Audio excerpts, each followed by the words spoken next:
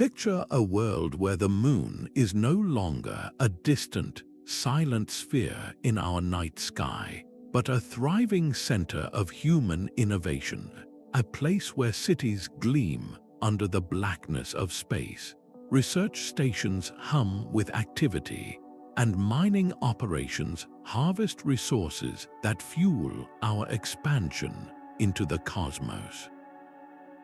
It's a future that feels both breathtakingly near and almost unimaginably grand, yet it raises a question many of us haven't even thought to ask. Who gets to decide what gets built there? Behind every vision of lunar habitation lies a hidden world of rules, negotiations, and paperwork, an intricate lunar bureaucracy that will shape not just what we build, but how we coexist beyond Earth. Today, we're pulling back the curtain on that very process. We're decoding the lunar bureaucracy, the complex, often overlooked system of international agreements, legal frameworks, and high-stakes approvals that will determine how humanity takes its next giant leap. This isn't just about rockets and robotics. It's about diplomacy, ethics, and governance on a scale we've never attempted. From the foundational treaties signed decades ago to the modern-day power struggles between nations and private companies, the story of who holds the keys to lunar construction is as fascinating as it is vital. In this video, we'll guide you through the key players, the space agencies, the global institutions, and the innovators navigating the legal gray areas and moral questions that come with claiming a piece of the moon. You'll gain a front-row seat to the decisions that will define our extraterrestrial future, understanding not just who approves what, but why it matters for all of us. By the time we're done, you won't just see the moon as a destination. You'll see it as the next chapter in human collaboration, conflict, and creativity. So join us as we embark on this journey, and let's explore together what it truly takes to build beyond our world. To grasp the intricate rules shaping tomorrow's lunar cities, we must first journey back to a time of earthly tension and high-stakes diplomacy.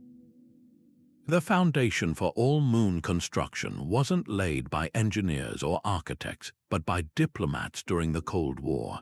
In 1967, against a backdrop of global nuclear anxiety, the United States, the Soviet Union, and the United Kingdom opened a treaty for signature that would become the bedrock of space law. Known as the Outer Space Treaty, this pivotal document was eventually ratified by over 100 nations, creating a shared set of principles for the final frontier. Its most famous and far-reaching declaration is that outer space, including the moon and other celestial bodies, is not subject to national appropriation. No country can claim sovereignty, no flag planting translates to ownership. It was designated the province of all mankind, a phrase echoing with idealism meant to prevent the conflicts of Earth from spilling into the cosmos. Yet, for all its visionary power, this cornerstone treaty was intentionally broad. It successfully established space as a global commons to be used for peaceful purposes, but it remained virtually silent on the gritty details of how humanity would actually operate there. It didn't define what peaceful use truly meant for military support personnel. It didn't outline procedures for extracting resources, and it certainly didn't provide a checklist for approving a lunar habitat. The framers were focused on preventing an orbital arms race and colonial land grabs, leaving a legal vacuum for the practicalities of construction and industry. This ambiguity was both a necessity for gaining international consensus at the time and a source of the complex bureaucratic challenges we face today. Recognizing these gaps, the international community made another attempt over a decade later with the Moon Agreement of 1979.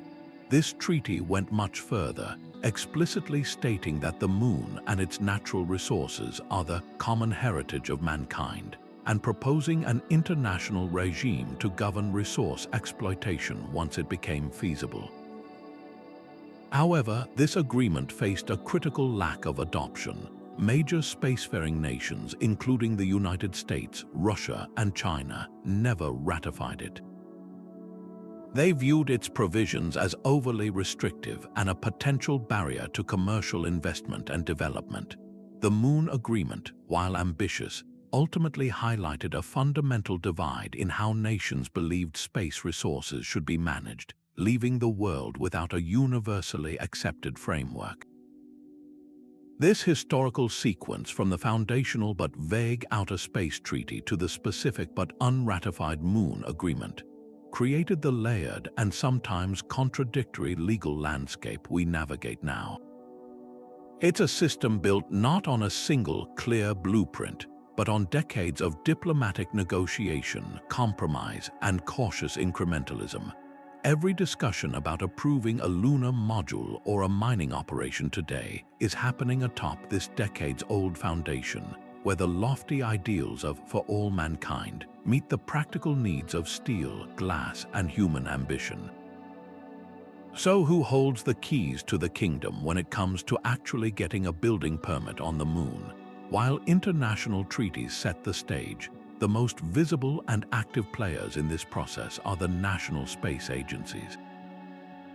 Think of them as the general contractors for humanity's lunar ambitions, but with a portfolio that includes diplomacy, regulation, and scientific discovery.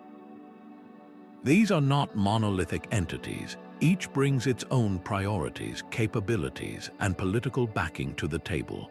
At the forefront is NASA, whose Artemis program is the most comprehensive blueprint for returning humans to the lunar surface and establishing a sustainable outpost.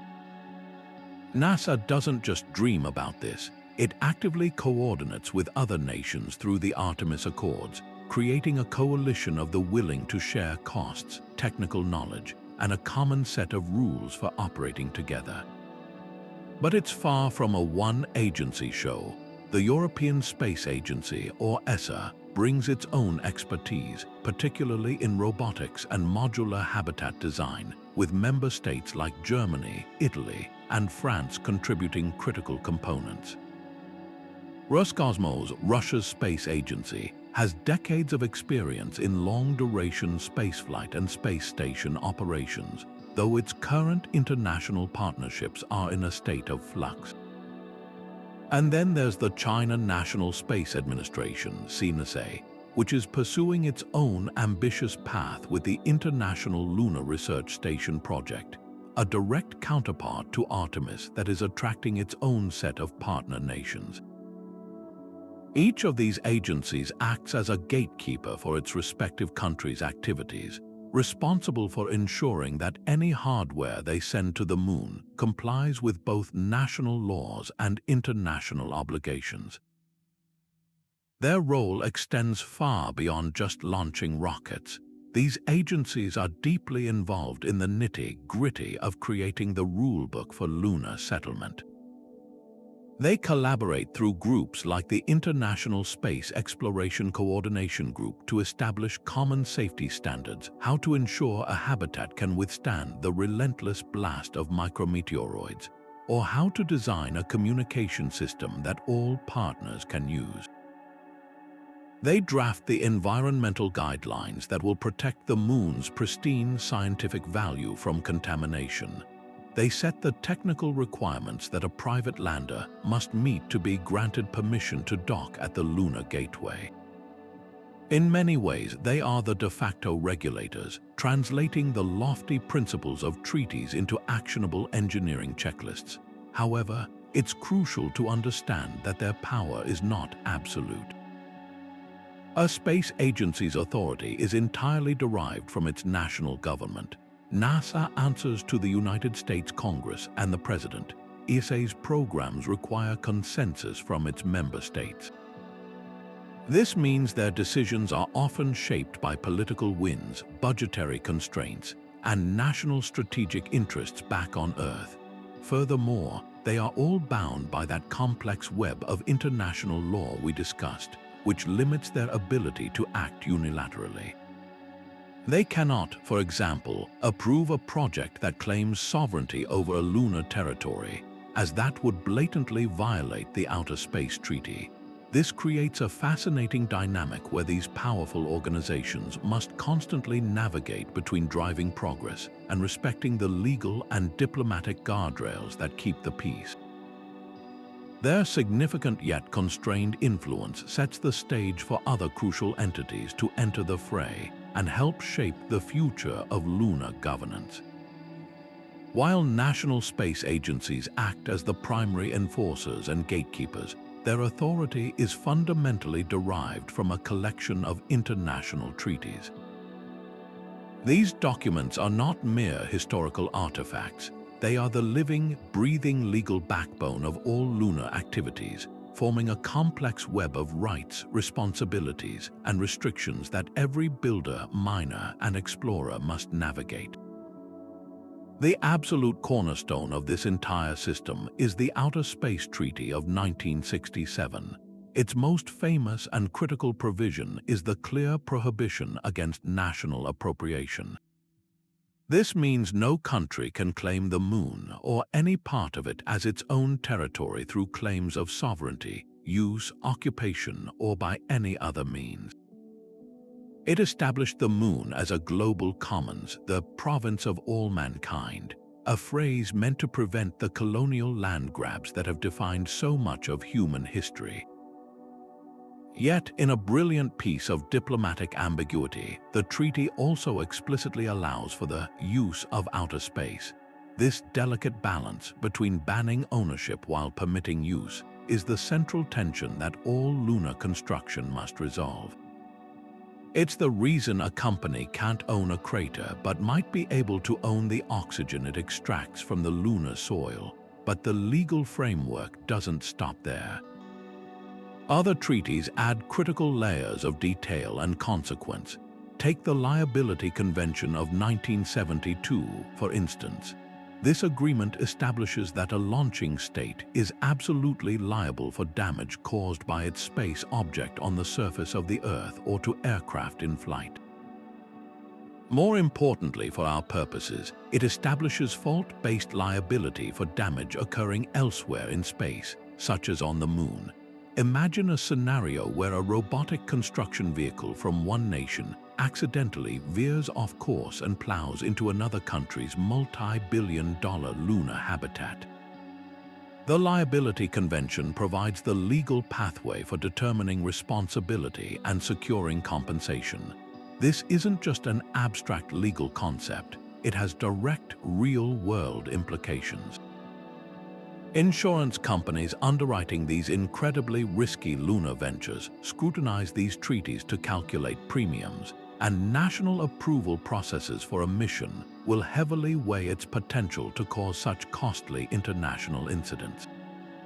A project's safety protocols are not just an engineering requirement but a legal and financial necessity because of this convention.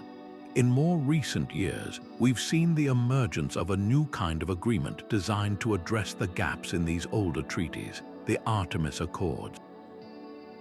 Led by NASA and signed by over 36 nations, the Accords are not a formal, binding treaty under international law. Instead, they represent a political commitment among signatories to follow a shared set of principles for peaceful and cooperative space exploration. They build upon the foundation of the Outer Space Treaty but add much-needed practical detail.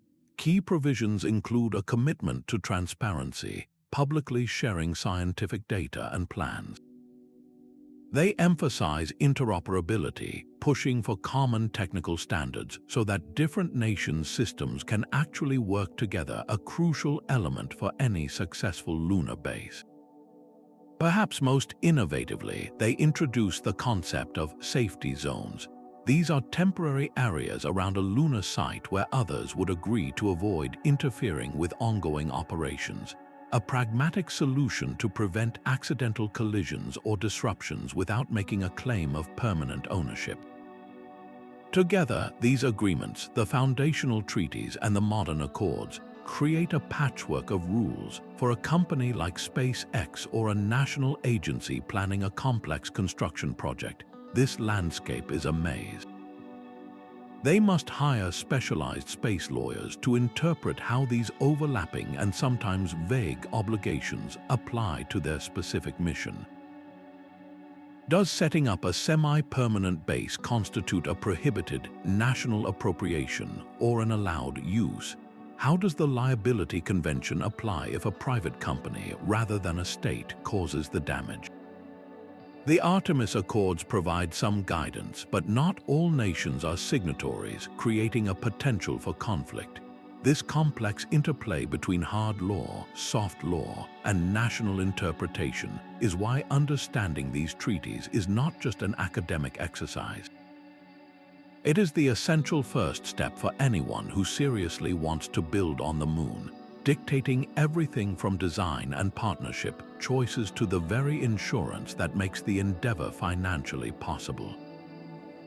So if national space agencies are the enforcers and treaties are the rule books, then the United Nations Office for Outer Space Affairs, or UNOOSA, is the world's central diplomatic table where everyone comes to talk. Based in Vienna, this often overlooked UN body is the quiet powerhouse of space governance, acting as the global secretariat for all things beyond our atmosphere. Its role isn't to command or control, but to connect and convene, making it absolutely indispensable for the complex multiplayer game of lunar development. Think of it as the ultimate neutral ground, a place where the world's spacefaring nations, from superpowers to emerging players, can sit down to discuss, debate, and hopefully agree on the rules of the road for the moon. One of its most concrete and critical functions is maintaining the official register of objects launched into outer space. This isn't just a simple list, it's the world's master database for everything humanity has sent into space. Every satellite, every piece of a rocket, every probe heading to the moon gets logged here with details on its purpose, orbit, and the state responsible for it. For lunar construction, this registry is far more than bookkeeping. It's a foundational tool for safety and accountability. Before you can even think about building a habitat, you need to know what else is in your neighborhood. This registry allows planners to avoid existing assets, like historical Apollo landing sites or other nations' scientific instruments, preventing costly and dangerous conflicts before a single module is launched. It transforms the potentially chaotic orbital and lunar environment into a managed, charted space. Beyond this vital record-keeping, UNOOSA's true power lies in its role as a facilitator and consensus builder.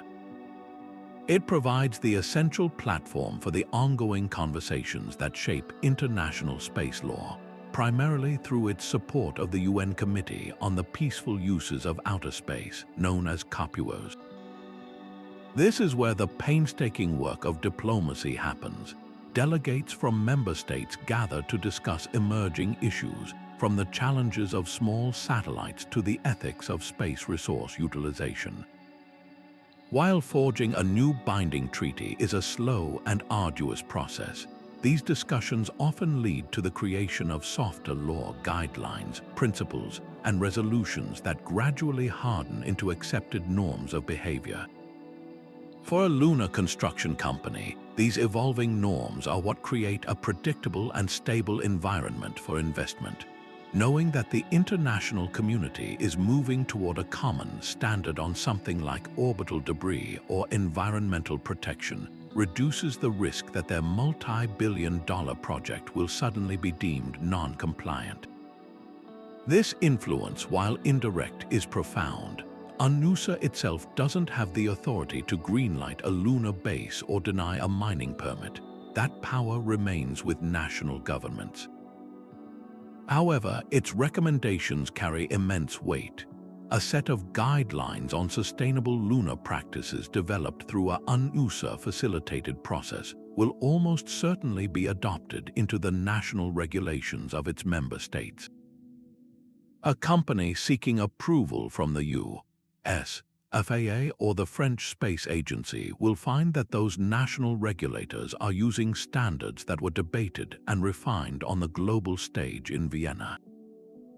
In this way, UNOOSA acts as the engine for building the global consensus that then trickles down into national law and ultimately into the specific technical requirements that a lunar construction project must meet. It is the quiet, steady hand guiding the world toward a shared vision for our future on the Moon, ensuring that progress is made not through unilateral action, but through collaborative, peaceful, and sustainable cooperation. While national agencies and international bodies set the rules, a powerful new force has rocketed onto the scene, fundamentally changing the dynamics of lunar governance, private companies. This isn't just about building better rockets, it's about a seismic shift in who has the capital, the technology, and therefore the influence to shape our future on the Moon. Leading this charge are household names like SpaceX and Blue Origin, whose ambitious projects are not merely supporting government plans but are actively defining what's possible. SpaceX's fully reusable Starship is designed to be a workhorse, capable of delivering massive payloads, entire modules for habitats, construction equipment, and vast amounts of supplies, to the lunar surface at a scale and frequency that was previously unimaginable. Similarly, Blue Origin's Blue Moon lander is being crafted specifically to deliver precision cargo, enabling the kind of sophisticated infrastructure needed for a sustained presence. These aren't theoretical concepts, they are tangible hardware undergoing tests, representing a level of private investment in lunar logistics that rivals, and in some cases surpasses, that of many nations. However, before a single one of these spacecraft can ignite its engines, the companies behind them must navigate a complex terrestrial maze of regulations. In the United States, the primary gatekeeper is the Federal Aviation Administration's Office of Commercial Space Transportation, commonly known as the FAA/ST. This office is responsible for licensing any launch or re-entry activity to ensure public safety, the safety of property, and the national security and foreign policy interests of the United States. Securing an FAA license is a non-negotiable first step, a rigorous process that involves detailed reviews of the vehicle's design, its flight trajectory, and its potential environmental impact. But here's the critical nuance: an FAA launch license only gets your vehicle off the planet. It does not grant permission to operate on the Moon itself. Once a company's hardware leaves Earth orbit, it immediately enters the realm of international space law and must comply with the obligations of the Outer Space Treaty, for which the U.S. government is internationally responsible. This means a company's plans for lunar construction, resource extraction, or even the simple act of landing are subject to additional, intense scrutiny from other U.S. agencies like the State Department and the National Space Council, who must ensure those activities don't violate treaties or create diplomatic incidents. Recognizing that the existing regulatory framework was built for a bygone era of purely government-led missions, these companies are not passive recipients of rules. They are active, powerful participants in shaping them. They engage in sophisticated lobbying efforts, arguing for legal clarity, particularly around the most contentious issue, property rights. The U.S. Commercial Space Launch Competitiveness Act of 2015, which asserts that American companies have the right to own and sell resources they extract in space, was a direct result of this kind of advocacy. Companies are pushing for similar clarity at the international level, participating in forums like the United Nations Committee on the Peaceful Uses of Outer Space to argue their case. Furthermore, they form strategic partnerships not just with each other, but with national space agencies. SpaceX's pivotal role as the lunar lander provider for NASA's Artemis program is a perfect example. This partnership gives SpaceX a seat at the most important table, allowing them to directly influence the technical standards, operational protocols, and even the safety guidelines that will govern everyone working around the Artemis base camp. This influence is not born solely from lobbying power. It is earned through monumental technological and financial achievement. The sheer cost of developing a vehicle like Starship represents a private investment on a scale that commands attention. This financial risk gives these companies a powerful voice in bureaucratic discussions. When a company can demonstrate a proven, cost-effective capability to deliver payloads to the moon, regulators and policymakers have to listen. They become indispensable partners, not just contractors. The old model of governments dictating requirements and industry simply fulfilling them is rapidly fading. Today, it is a dynamic, two-way conversation where private innovation is constantly forcing the legal and bureaucratic systems to adapt and evolve. This profound shift places commercial interests at the very heart of lunar governance, creating a new paradigm where the future of the moon will be built through a complex interplay of public policy and private ambition. Amidst this evolving landscape of public and private players, a groundbreaking initiative has emerged to tackle the very ambiguities left by older treaties, the Artemis Accords. Spearheaded by NASA, this agreement represents a bold, modern experiment in international space cooperation. Unlike a traditional treaty, which requires lengthy ratification processes and is legally binding under international law, the Accords are a set of non-binding principles. They function more like a detailed handshake agreement among nations, a political commitment to play by the same set of rules for exploring the moon, Mars, and beyond. With over 36 signatories ranging from traditional space powers like Japan and the United Kingdom to newer entrants like the United Arab Emirates and Rwanda, the Accords are building a broad coalition dedicated to a peaceful and prosperous future in space. This growing membership creates a powerful bloc that can set de facto standards for everyone, even those who choose not to join. The core principles of the Accords read like a direct response to the shortcomings of the past. They mandate a level of transparency that is entirely new, requiring signatories to publicly share their policies and plans in a clear and timely manner. This alone is a revolutionary step aimed at building trust and preventing misunderstandings that could escalate into conflicts 250,000 miles away. Furthermore, the Accords place a huge emphasis on interoperability, the idea that different systems from different countries should be able to work together seamlessly. This isn't just about using the same type of electrical plug. It's about creating common communication protocols, standard docking mechanisms, and shared data formats. For a lunar construction project, this principle is transformative. It means a Japanese rover could refuel at an Italian-built depot, and a Canadian communication satellite could relay data for a South Korean habitat, all without a bureaucratic nightmare. This push for compatibility directly reduces risk and cost, making ambitious international projects not just possible but practical. Perhaps the most innovative and debated concept within the Artemis Accords is the establishment of safety zones. Recognizing the very real danger of one party's activity accidentally interfering with another's, whether through dust plumes from a landing, radio interference, or a rover wandering too close, the Accords propose a pragmatic solution.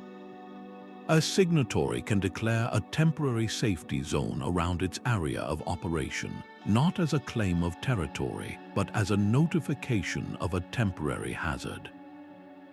Other signatories would then agree to respect that zone and coordinate their activities to avoid it, much like ships at sea give each other a wide berth. This provides a crucial layer of operational safety for fragile and expensive lunar assets without violating the fundamental ban on territorial claims from the Outer Space Treaty. For a company planning a mining operation or a nation building a base, the ability to establish such a zone could be a critical factor in getting their project approved and insured, as it mitigates a major category of external risk. While the Artemis Accords are a voluntary framework, their influence on the actual approval process for lunar activities is already becoming significant.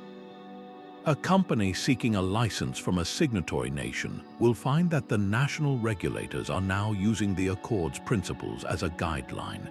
Your project will be evaluated on its transparency, its ability to interoperate with others, and its plans for managing site safety and avoiding harmful interference.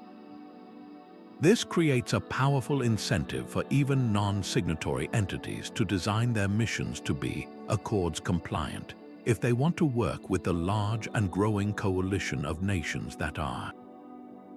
In this way, the Artemis Accords are not just a set of ideals, they are actively shaping the technical and operational standards that are becoming the new normal for lunar development, proving that sometimes the most effective progress is made not through forced mandates, but through voluntary cooperation and a shared vision for a better way forward. This question of who gets to use the moon's materials is perhaps the single biggest legal and bureaucratic hurdle for anyone dreaming of building there. It all revolves around a critical distinction in the language of the Outer Space Treaty, the difference between appropriation and use. The treaty is crystal clear that no nation can claim sovereignty over any part of the moon. You cannot plant a flag and call the ground beneath it your sovereign territory. That much is settled, but the treaty is utterly silent on whether a company or a country can extract a resource, take possession of it, and then sell it. This legal gray area is where the entire future of the lunar economy either flourishes or collapses.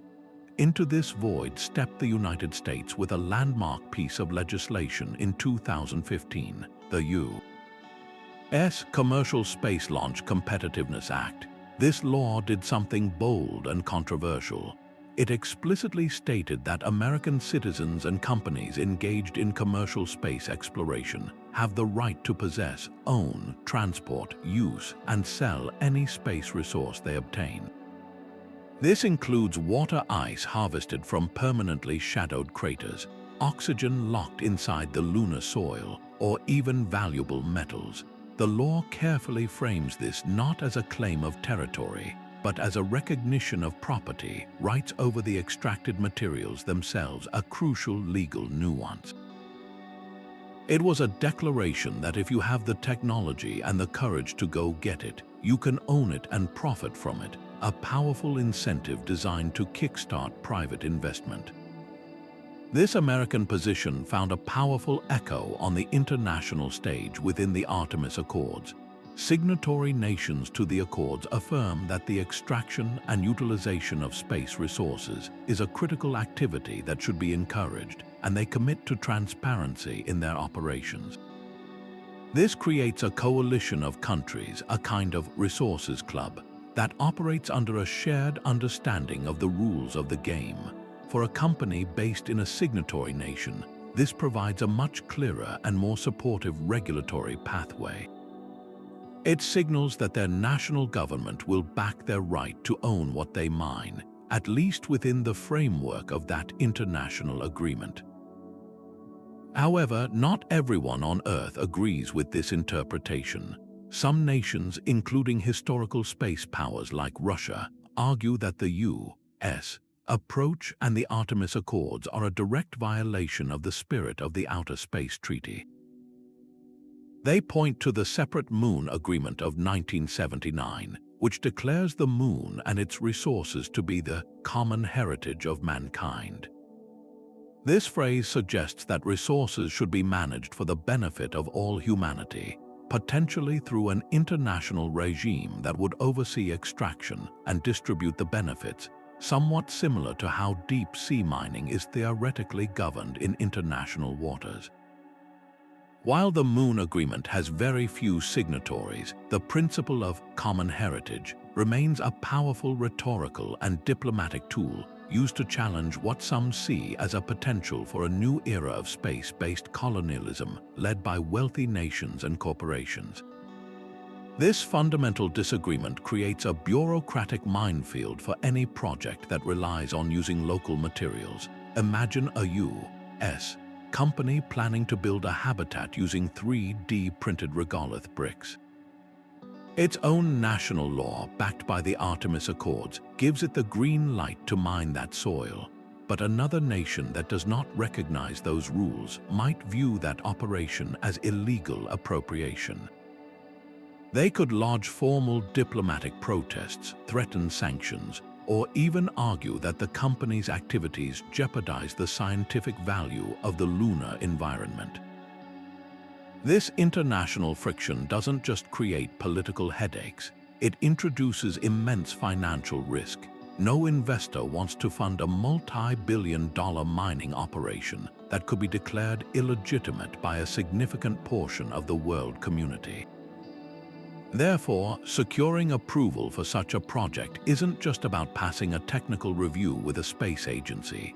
It involves a parallel diplomatic campaign to build broad international acceptance and legitimacy, making the business of lunar resources as much about geopolitics as it is about geology. While the debate over resources focuses on what we can take from the Moon, an equally critical conversation is happening about what we must leave behind. This isn't about preserving a barren wasteland for its own sake. It's about protecting a scientifically priceless and historically sacred environment. The lunar surface is the most pristine archive in our solar system, holding a 4.5 billion-year record of cosmic history etched into its untouched dust. Every rocket landing and every foundation dug threatens to erase pages from that archive forever. Consequently, a rigorous environmental review has become a non-negotiable pillar of the lunar approval process, forcing developers to prove their projects won't carelessly destroy what makes the Moon so valuable in the first place. One of the most immediate and pervasive threats is lunar dust or regolith. This isn't like dust on Earth. It's a brutal substance composed of tiny, sharp, glass-like particles that were never weathered by wind or water. During a spacecraft landing, the rocket's exhaust plume can blast this abrasive dust at incredibly high speeds, sandblasting everything within a huge radius. A single landing could potentially degrade the scientific value of nearby terrain or even damage other assets that were already there. Imagine a new commercial lander touching down a mile away from a sensitive seismometer placed by an international science team. The dust blast could coat its solar panels, effectively ending the mission. Or worse, it could permanently alter the chemical composition of the soil that scientists were there to study. Because of this, approval for any mission now requires detailed modeling of the plume effects, forcing companies to choose landing sites far from areas of scientific interest and to develop techniques for throttling down their engines to minimize the impact. The concern for contamination runs in both directions. There's the fear of forward contamination, the risk that we might accidentally transport Earth-based microorganisms to the Moon. While the lunar surface is incredibly hostile, it's not impossible that a hardy extremophile bacterium, hitched to a rover or a habitat module, could survive in a protected niche. If that were to happen, it would be a scientific disaster of the highest order. Future astrobiologists searching for signs of past life or prebiotic chemistry on the Moon would have no way of knowing if the organic molecules they found were truly indigenous or just trash we left behind. This is why agencies like NASA enforce strict planetary protection protocols, requiring that hardware destined for the moon, especially vehicles that might explore potentially volatile rich polar regions, be assembled in clean rooms and undergo rigorous sterilization processes. For a private company, building to these biological cleanliness standards adds significant time and cost to their project, but it's a mandatory part of the bureaucratic checklist. Then there is the profound duty to protect our own history. The Apollo landing sites where humanity first set foot on another world are not just collections of old hardware, they are the most important archaeological sites off our planet. They are protected under U.S. national law as part of a historical preservation system, and the international community, through guidelines from organizations like the International Astronomical Union, widely acknowledges their significance. Any construction approval must carefully consider the proximity to these hallowed grounds. You couldn't, for example, get a permit to build a mining operation that would send rovers trundling past the descent stage of the Eagle lunar module, kicking dust onto humanity's first footprints. Bureaucrats now have to act as celestial park rangers, drawing virtual boundaries around these sites to ensure they remain undisturbed for generations to come.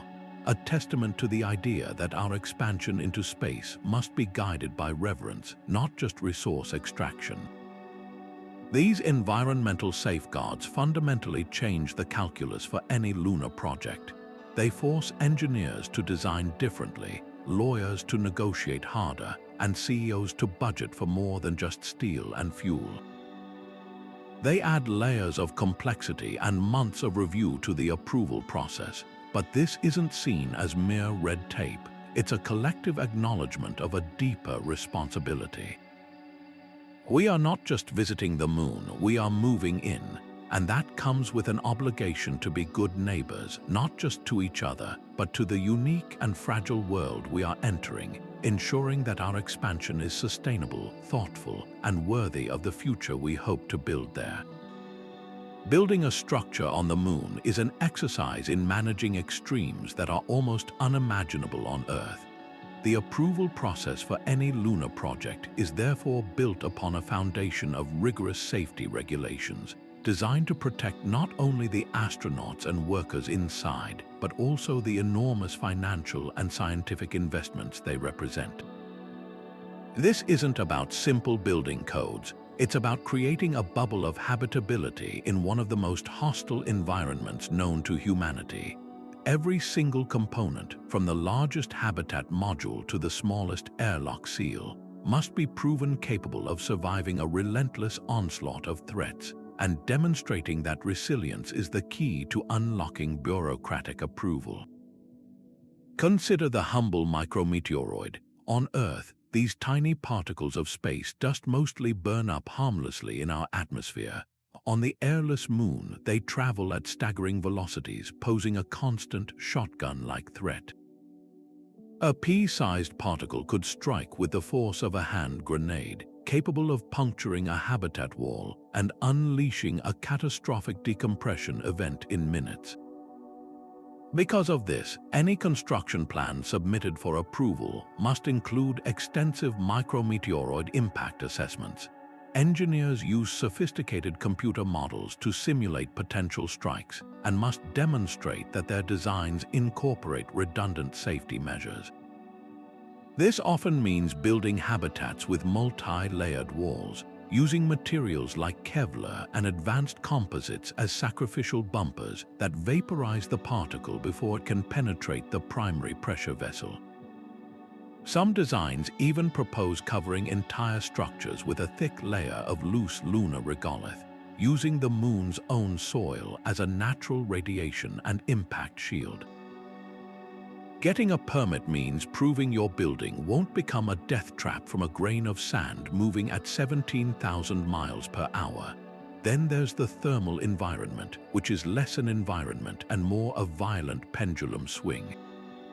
A single lunar day lasts about 28 Earth days, meaning 2 weeks of uninterrupted, blistering sunlight where surface temperatures can soar to 260 degrees Fahrenheit, followed by 2 weeks of profound darkness where they plummet to 280 degrees below zero. This constant expansion and contraction can fatigue and crack even the strongest materials. Safety regulations demand that all construction materials and systems be rigorously tested for thousands of these thermal cycles to simulate years of operation. Furthermore, the approval process scrutinizes the energy and heating systems with an unwavering eye. A power failure during the long lunar night isn't just an inconvenience, it's a swift and frozen death sentence for anyone inside. Redundant power systems, often combining solar arrays, nuclear batteries, and fuel cells, are a mandatory design feature, and regulators will want to see detailed contingency plans for how to maintain life supporting heat and power even if multiple systems fail. Perhaps the most insidious threat is radiation. Without a protective magnetic field or a thick atmosphere, the lunar surface is bombarded by solar radiation and cosmic rays, high-energy particles that can slice through DNA, increasing cancer risks and even causing acute radiation sickness during powerful solar storms. Safety protocols for lunar construction therefore extend far beyond the physical structure to include operational plans. Approval is contingent on proving that habitats provide sufficient shielding, often using water-filled walls or, again, buried structures. But it also requires a robust space weather monitoring and alert system. Builders must show that their crew will have access to a designated, heavily shielded storm shelter within the habitat, and that there are clear procedures for everyone to reach it within minutes of a solar flare warning being issued. Protecting human life from an invisible, silent threat that permeates everything is one of the most complex and non-negotiable boxes that must be checked on the bureaucratic approval form. These exhaustive safety standards are not invented in a vacuum. They are written with the blood, sweat, and lessons of decades of spaceflight. National agencies like NASA distill hard-won experience from the Apollo missions, the Space Shuttle program, and the International Space Station into thick volumes of technical standards. Meanwhile, international bodies like the International Space Exploration Coordination Group, or ISECG, work to harmonize these standards across nations, creating a common set of best practices so that a European-built module will be as safe as an American or Japanese one when connected together. This collaborative effort on safety creates a rare zone of universal agreement.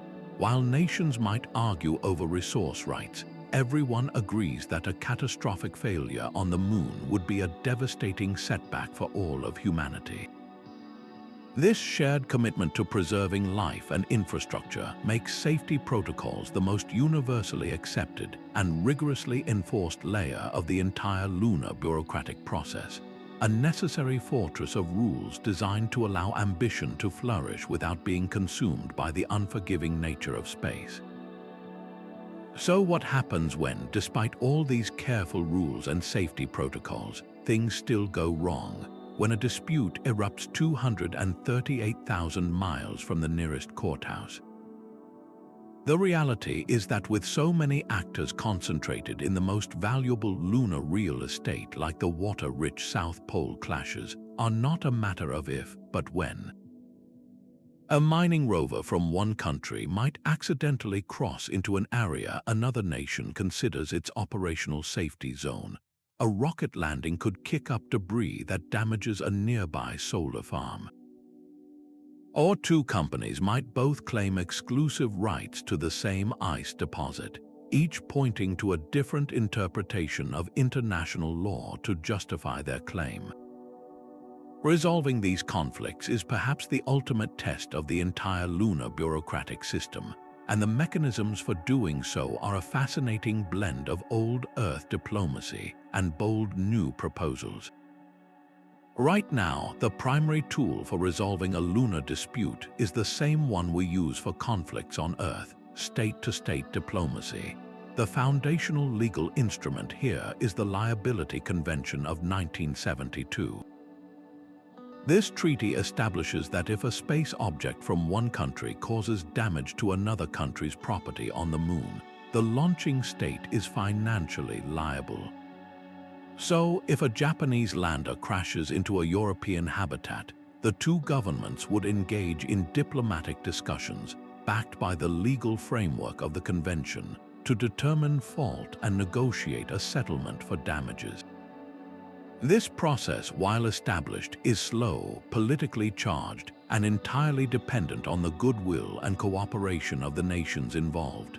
It turns a technical accident into a potential international incident, a process that could take years to resolve while the damaged assets sit uselessly on the lunar surface. For less clear-cut cases or when diplomacy stalls, the main forum for mediation is the United Nations Committee on the Peaceful Uses of Outer Space, or COPUOS. This is not a court. It has no power to issue binding rulings or enforce judgments. Instead, it acts as the world's primary diplomatic talking shop for space issues. When a dispute arises, concerned parties can bring their grievance before the committee, where other member states can act as mediators, facilitators, and peer reviewers.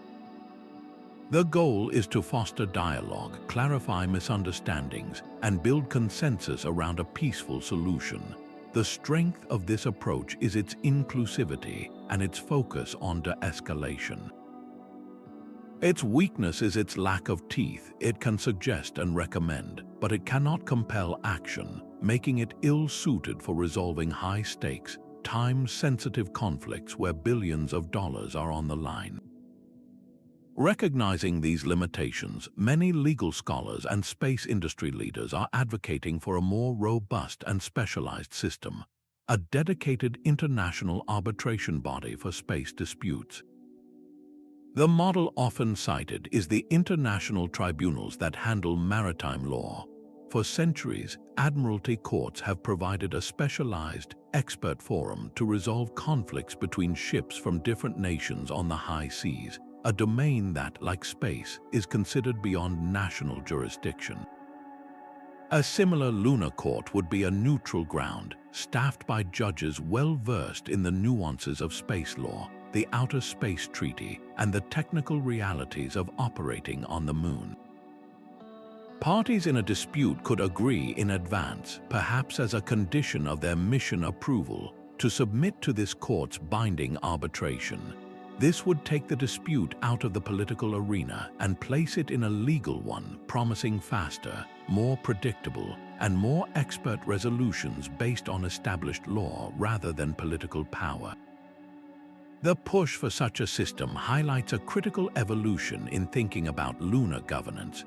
We are moving from a model of pure diplomacy to one that incorporates elements of a true legal system. An effective dispute resolution mechanism is more than just a way to assign blame. It is the essential plumbing of a functional lunar economy. It provides the certainty that investors and companies need. Knowing that there is a fair, neutral, and efficient process to resolve conflicts makes a risky venture on the Moon feel like a manageable risk rather than a diplomatic gamble. This framework of trust, built on the back of reliable conflict resolution, is what will ultimately allow cooperation to flourish and ensure that the inevitable disputes of this new frontier don't derail humanity's progress among the stars. For decades, the conversation around space was dominated by a familiar cast of characters: the United States, Russia, and later, the European Space Agency and China. But a powerful and exciting shift is now underway as a new generation of spacefaring nations steps onto the lunar stage, bringing with them not just new rockets, but entirely new perspectives on who gets to shape our future in space. Countries like the United Arab Emirates, India, and even smaller nations like Luxembourg are no longer content to be mere spectators. They are active, capable players demanding a seat at the bureaucratic table where the rules of the Moon are being written. This isn't just about adding more names to a list. It's about fundamentally reshaping the dialogue around lunar governance to be more inclusive, equitable, and representative of all humanity. Consider India's stunning achievements with its Chandrayaan program. The Chandrayaan-3 mission's successful landing near the lunar South Pole was a monumental feat of engineering and precision, making India only the fourth country to achieve a soft landing on the moon. More than just a national triumph, it was a powerful statement of capability. It demonstrated a mastery of the complex technologies required for lunar exploration, from navigation and propulsion to surviving the harsh thermal environment. This technical prowess translates directly into diplomatic influence. A nation that can successfully land on the moon has earned the right, through sheer accomplishment, to have its voice heard in forums like the United Nations Committee on the Peaceful Uses of Outer Space. They are no longer asking for permission. They are contributing invaluable data and experience that benefits the entire global community, and in doing so, they are compelling the old guard to listen. Similarly, the United Arab Emirates has pursued a breathtakingly ambitious and strategic path. Rather than developing every piece of technology from scratch, the UAE smartly partnered with more experienced entities, like Mitsubishi Heavy Industries for the launch of its Hope probe to Mars, and with iSpace Japan for the launch of its Rashid lunar rover. This approach demonstrates a different kind of power, the power of vision, funding, and strategic collaboration. The UAE's space program is a deliberate national project to build a knowledge-based economy and inspire a new generation of scientists and engineers. By actively participating in lunar exploration, even through partnerships, the UAE establishes itself as a serious stakeholder with a long-term interest in how the moon is managed. Their presence ensures that the perspectives of the Middle East and rapidly developing economies are part of the global conversation from the very beginning. Perhaps most intriguing is the case of Luxembourg. Without the massive population or industrial base of a superpower, this small European nation has carved out a unique and influential niche by becoming a global leader in the law and finance of space resources. Luxembourg passed its own national space law in 2017, explicitly recognizing the right of private companies to own the resources they extract in space, mirroring the U.S. approach.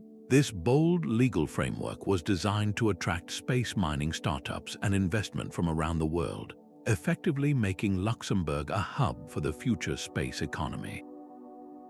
By creating a clear and supportive regulatory environment on Earth, Luxembourg has given itself an outsized voice in the debate over how resources should be managed on the moon, proving that you don't need a massive rocket to have a major impact on lunar policy. The collective influence of these emerging nations is already being felt. They consistently champion policies that lower barriers to entry and ensure that the benefits of lunar exploration are widely shared. They advocate for transparent data sharing agreements, capacity-building programs that help less developed nations participate, and regulatory frameworks that prevent a lunar land grab by the most powerful. This challenges the historical dominance of traditional space powers and pushes the entire system toward greater inclusivity. Their involvement forces the bureaucracy to adapt, to become more agile, and to consider a wider range of needs and concerns. This infusion of diverse voices is the best possible guarantee that the governance of the moon will be a truly international endeavor, reflecting the principle that space is indeed the province of all humankind. While governments and corporations wield the formal power of regulation and funding, a third force operates in the background, shaping the very ideals that will guide our future on the moon: non-governmental organizations or NGOs. These groups, like the Secure World Foundation and the Moon Village Association, function as the conscience and the brainstorming hubs of the space community. Without a single rocket or national flag to their name, they cultivate influence through a powerful currency, expertise, neutrality, and a long-term vision for a sustainable and peaceful future in space. They are the facilitators, the idea incubators, and the patient diplomats working to ensure that humanity's expansion beyond Earth doesn't simply repeat the mistakes we've made on it. The work of these organizations is multifaceted and deeply practical. They don't just issue lofty declarations, they produce the concrete research and detailed policy frameworks that governments and companies often lack the time or neutrality to develop themselves. The Secure World Foundation, for instance, conducts rigorous studies on topics like space traffic management and the long-term sustainability of space activities, publishing reports that become essential reading for regulators at national space agencies. They act as honest brokers, hosting confidential workshops where military officials, corporate CEOs, and diplomatic adversaries can sit down together in a neutral setting to discuss contentious issues like lunar resource rights or debris mitigation, away from the political pressures of formal negotiations. This ability to foster off-the-record dialogue is invaluable for building the trust necessary for future cooperation. A prime example of this influential work comes from the Moon Village Association. This organization has taken on the incredibly complex task of envisioning what a functional, multi-entity lunar settlement might actually look like on the ground. They've moved beyond theory to propose practical models for lunar zoning, suggesting how we might designate specific areas for scientific research, industrial mining, and human habitation to prevent conflicts and preserve the lunar environment. They've developed detailed recommendations for resource utilization, outlining how water ice extraction might be managed fairly and efficiently. These aren't just academic exercises. These proposals are actively studied and incorporated into the planning processes of space agencies and the internal policy development of private companies like iSpace or Astrobotic. When a national regulator sits down to draft a new rule on lunar mining, there's a very good chance the Moon Village Association's guidelines are on the table alongside the national laws and international treaties. This influence is soft power in its purest form. An NGO cannot issue a fine, deny a launch license, or appropriate funding. Their authority stems entirely from the quality of their ideas and the reputation they build for objective, evidence-based analysis. A recommendation from a respected NGO carries weight because it is perceived as being in the long-term interest of all humanity, not just the short-term interest of a single nation or corporation. They help to establish the norms of behavior, the unwritten rules of the road that gradually harden into accepted standards and eventually into formal regulations. By consistently advocating for principles like sustainability, transparency, and peaceful cooperation, they create a gravitational pull that slowly but surely shapes the entire ecosystem of lunar governance, ensuring that the bureaucratic structures we build for the Moon are designed not just for efficiency, but for equity and enduring peace. Now let's bring all of this theory down to the lunar surface with a concrete example: the approval process for humanity's first permanent habitat, something like NASA envisioned Artemis Base Camp. This isn't just about checking boxes on a form. It's a multi-year, multi-layered diplomatic and engineering marathon where every decision sends ripples across the globe. The journey begins not with a rocket launch, but with a mountain of paperwork submitted to the project's lead national agency. For a US-led habitat, that means NASA internal review boards would conduct a brutal technical dissection of every single component. Engineers would have to prove their life support systems can reliably recycle air and water for months on end. that the habitat structure can withstand the brutal thermal cycling and potential meteoroid impacts, and that their power systems have enough redundancy to survive the 2-week lunar night. This initial national approval is the first and most critical gate, establishing that the project is fundamentally sound and safe for human occupation before it ever gets presented to the international community. Once it clears this national technical hurdle, the proposal then enters the complex world of international consultation. NASA, as the representing state entity, would formally notify other nations of its plans through diplomatic channels and forums like UNOOSA, in keeping with the transparency obligations of the Artemis Accords. This kicks off a delicate dance of diplomacy. Partner nations in the Artemis program, like Japan providing life support modules or Canada contributing robotic arms, would be closely involved in reviewing the aspects that affect their contributions. But equally important are the consultations with non-partner nations, particularly major spacefaring countries like China or Russia, who might raise concerns under the Outer Space Treaty. The goal here is to achieve what diplomats call due regard for the interests of all other states, demonstrating that the base's operations and its designated safety zones won't unlawfully interfere with anyone else's current or future activities. This process is about building political legitimacy and avoiding formal objections that could derail the project before a single module is launched. Perhaps the most scrutinized part of the entire application would be the environmental impact assessment, a document that would likely be thousands of pages long. This isn't about trees and rivers, it's about protecting the moon's unique scientific value. The assessment would have to definitively prove that the chosen landing and construction site, likely near the resource-rich South Pole, is situated well away from areas of extreme scientific interest, like the permanently shadowed craters that may hold pristine records of the early solar system. The plan would need to detail exactly how it will mitigate the devastating effects of rocket plume blast, which can scour the lunar surface for miles around.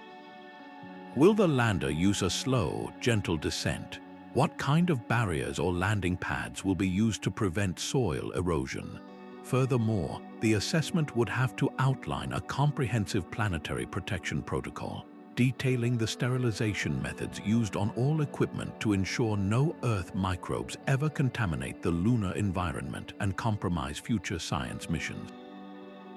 Finally, the application must tackle the thorniest legal issue of all, resource usage. If the habitat plans to use local regolith for 3D printed radiation shielding or to extract water ice from the soil for life support and rocket fuel, it must clearly justify these activities under both U.S. law and international treaty. The proposal would need to argue that this extraction constitutes permissible use of resources rather than prohibited appropriation of territory. It would have to document exactly how much material it intends to extract and from which locations, providing those coordinates to the international community to ensure there's no conflict with other claimed zones. This requires navigating a legal gray area where the U.S. interpretation, supported by the Artemis Accords, is not universally accepted, leaving the project potentially vulnerable to diplomatic challenges from nations that view such extraction as a violation of the moon's common heritage. Every one of these layers, national, international, environmental, and legal, interlocks with the others, creating a bureaucratic challenge of unprecedented complexity that must be solved not just to build a habitat, but to build a sustainable and accepted future for humanity on the moon. But as we shift from the physical to the intellectual, a whole new frontier of lunar law emerges. Who actually owns an idea that is born on the moon? When a company invests millions to develop a revolutionary new technique for 3D printing habitats using lunar regolith, or a novel alloy that can block cosmic radiation, that innovation is their most valuable asset. Protecting that intellectual property isn't just a matter of pride. It's a fundamental requirement for their business model. It's how they attract investors, secure their competitive edge, and ultimately justify the enormous financial risk of developing technology for such a hostile environment. The entire engine of private lunar development is fueled by the promise that if you build a better mousetrap for the moon, you, and you alone, will get to profit from it.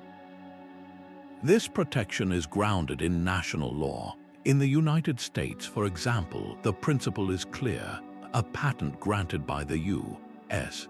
Patent and Trademark Office provides the inventor with the right to exclude others from making, using, or selling that invention within the United States and its territories. And through a series of legal interpretations and policies, that jurisdiction has been explicitly extended to cover activities in outer space conducted by U.S. entities. This means that if an American company patents a unique drilling mechanism for extracting water ice, it can legally prevent another U.S. company from using that same design on the lunar surface without a license. This system provides a crucial layer of certainty for American innovators, assuring them that their government will back their IP claims even 238,000 miles away. However, the moment you step beyond the borders of a single nation, the clear waters of intellectual property law become incredibly murky. The fundamental challenge is one of enforcement. Imagine a scenario where a German corporation begins using a robotic construction technique that was patented by a Japanese company. The Japanese company would have to pursue legal action, but in which court? There is no international patent office or lunar copyright court with universal authority. The Japanese firm would likely have to sue the German company in a German court, arguing that the German company's actions, even though they occurred on the moon, caused commercial harm to them back on Earth. The German court would then have to decide whether to recognize and enforce the Japanese patent, a process that would be tangled in complex questions of international law and judicial reciprocity. This creates a massive enforcement gap where a company might find its most valuable technology being used with impunity by entities from nations with weaker IP protections or less willingness to respect foreign patents. This legal uncertainty can easily spiral into high-stakes conflicts that threaten entire missions. If two companies from different countries independently develop similar technologies for, say, processing lunar soil into oxygen, both might file patents in their home countries. This sets the stage for a classic patent interference dispute, but one that plays out on a global scale with no clear arbiter. The companies could become locked in costly, time-consuming legal battles on Earth that effectively freeze their operations on the moon. No one will fund a lunar project that is saddled with a massive IP lawsuit. To prevent this, space agencies and international bodies are being forced to become unlikely mediators in intellectual property disputes. They are fostering preemptive coordination between national patent offices, encouraging agreements on patent recognition, and even developing new, specialized arbitration frameworks specifically for space-related IP. This isn't just about protecting profits. It's about ensuring that vital technological progress isn't held hostage by legal ambiguity, allowing the focus to remain on the shared goal of building a future on the moon. All of these complex legal and technical approvals would be utterly useless if everyone involved was operating in a silo, unaware of what anyone else was doing. The sheer vastness of space is deceptive. The most valuable lunar real estate is actually quite concentrated in areas like the resource-rich South Pole, creating a very real risk of cosmic traffic jams and dangerous interference. This is why the most practical and arguably most successful aspect of lunar bureaucracy isn't about enforcement. but about connection, creating robust systems for coordination and communication that keep every stakeholder on the same page, from the largest national agency to the smallest private startup. This isn't just about sending emails, it's about building the central nervous system for an entire off-world economy. The cornerstone of this effort is data sharing, and the global hub for this information is the United Nations Office for Outer Space Affairs and its International Space Information Service. Think of this as the air traffic control system for cislunar space, but one that has to account for the movements of robots, landers, and satellites from dozens of different countries and companies. By mandating and facilitating the sharing of precise orbital data, planned trajectories, and intended landing sites, this service transforms the space around the Moon from a lawless frontier into a charted and managed environment. Before a company like Intuitive Machines launches its next lander, it will feed its flight plan into this system. This allows every other actor, NASA, the Chinese Space Agency, a European science team, to see exactly where that vehicle will be and when. They can then adjust their own plans accordingly, ensuring their orbiting satellite isn't in the way and that their own stationary assets on the surface won't be peppered with debris from a nearby landing. This transparency is the single most effective tool for preventing catastrophic accidents and the diplomatic crises that would inevitably follow. But coordination is more than just avoiding collisions. It's about building a common language.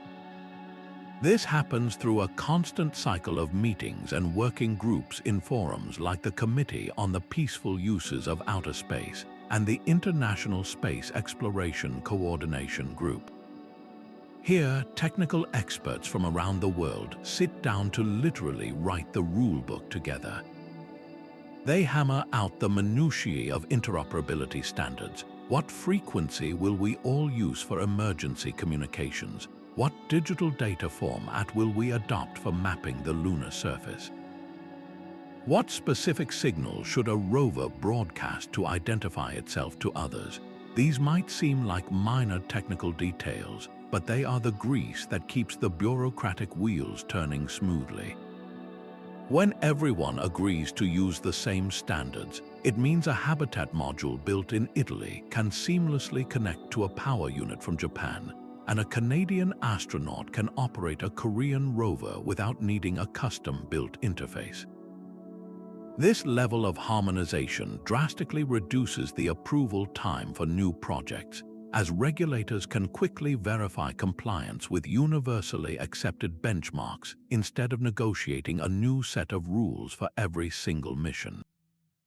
As lunar operations intensify from occasional visits to a continuous human presence, the need for coordination will shift from periodic data updates to real-time, constant communication.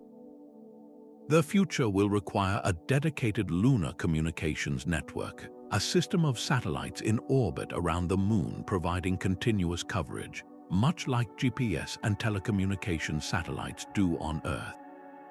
This lunar net would be the indispensable infrastructure for everything from guiding a lander to a precise touchdown to allowing an astronaut in a habitat to control a bulldozer miles away.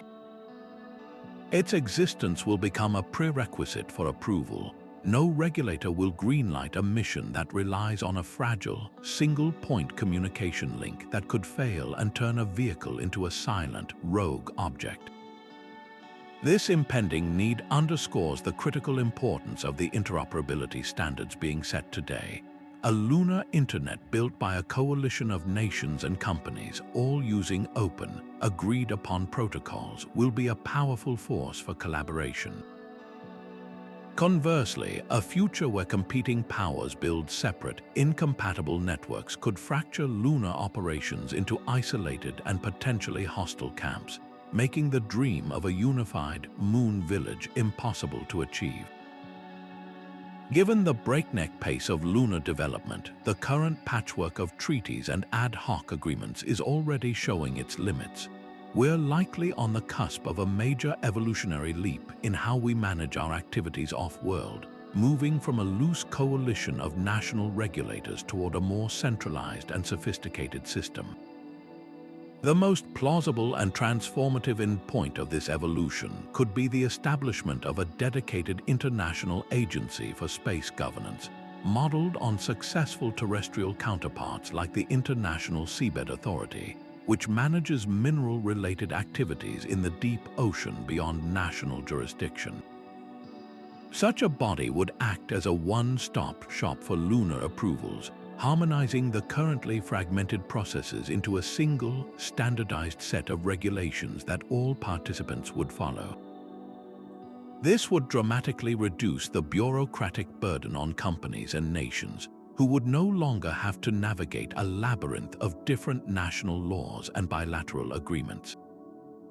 Instead of seeking separate licenses from the FAA, ESA, and other agencies, a lunar mining operation could submit a single, comprehensive application for international review, covering everything from environmental impact and safety to resource rights and dispute resolution protocols. This centralized authority would also be the natural home for managing conflicts, operating a specialized arbitration court with the expertise to swiftly resolve technical disagreements over zoning violations or resource claims before they escalate into full-blown diplomatic incidents. The efficiency gains would be enormous, creating a predictable and stable legal environment that could unlock trillions of dollars in investment. This new system won't be run on paper forms and emailed PDFs. It will be supercharged by the next generation of technology. We can already see the tools that will form its backbone. Imagine a global lunar registry built on a blockchain, an immutable, transparent, and publicly accessible ledger that records every single activity on the moon in real time. The moment a lander touches down, its coordinates, purpose, and designated safety zone would be logged onto this blockchain, creating an unforgeable and instantaneously updated record for everyone to see. This would eliminate disputes over who was where and when, providing crystal clear precedents for resource claims and operational rights. Furthermore, artificial intelligence will revolutionize the risk assessment process.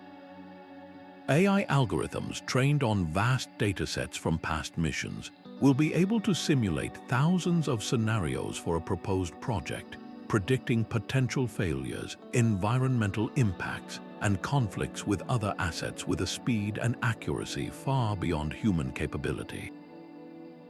A company could submit its habitat design and receive an AI-generated report in hours, not months, detailing potential structural weaknesses under lunar conditions or modeling the plume effects of its lander on a nearby historical site. This wouldn't replace human oversight, but it would empower regulators to make faster, more informed decisions, focusing their expertise on the most complex ethical and legal questions rather than on manual data crunching. However, this drive for efficiency and technological sophistication must be carefully balanced with an unwavering commitment to inclusivity. The greatest risk of creating a powerful new international agency is that it could be dominated by the same wealthy nations and corporations that already lead the space race, effectively locking out emerging space nations and communities without a voice. The governance structure of this new body would be its most critical and contentious design feature. Would voting power be based on financial contribution, technical capability, or the principle of one nation, one vote? Finding a middle ground is essential. A system that gives too much power to a few major players would be rejected as illegitimate by the rest of the world, while a system that gives equal weight to every nation regardless of their involvement could lead to gridlock and impractical regulations. The solution will likely be a complex hybrid model, perhaps with a technical board where major contributors have a leading role in setting safety and operational standards, and a General Assembly where all nations have a voice in setting broader ethical and legal principles.